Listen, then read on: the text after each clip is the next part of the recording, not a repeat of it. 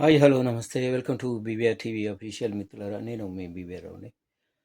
So Telangana ముఖ్యమంత్రి Revanth Reddy Britain America పర్యటన చేయాలనుకున్నారు. అక్కడ ఉన్న యూనివర్సిటీలతో ఏదో ఒప్పందం చేసుకోవాలని, ప్రముఖ యూనివర్సిటీలతో అన్నది ఒక కారణం.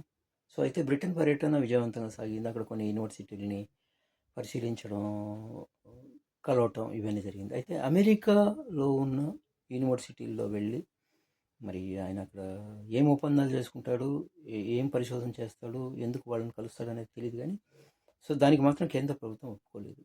అంటే ఆయన పర్యటనకి వాళ్ళు అనుమతులు ఇవ్వలేదు.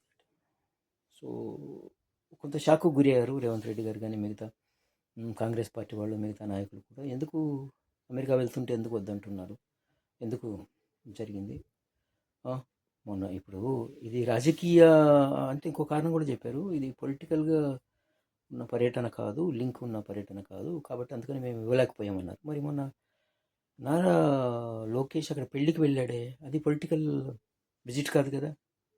ఆయనకి ఇచ్చారు అమెరికా పర్యటనకు అనుమతి. అంటే మీ కూటమి ప్రభుత్వంలో ఉన్నాడు కాబట్టి, రేవంత్ రెడ్డి గారు లేరు కాబట్టి, కాంగ్రెస్ పార్టీకి చెందినవాడు కాబట్టి. అయితే ఇక్కడ మహత్తరమైన విషయం ఏంటంటే రేవంత్ రెడ్డి కేంద్ర ప్రభుత్వం నిర్ణయాన్ని గౌరవించి, ఆయన ఎక్కడ విమర్శించకుండా, ఎక్కడ ఎదురు మాట్లాడకుండా ఖచ్చితంగా తన పర్యటనను రద్దు చేసుకున్నారు. That is great. ఇది గమనించాలి. So hats off Revanth Reddy గారు. సరే, ఇంకోసారి వెళ్తారండి, ఏముంది అమెరికా పర్యటనకి.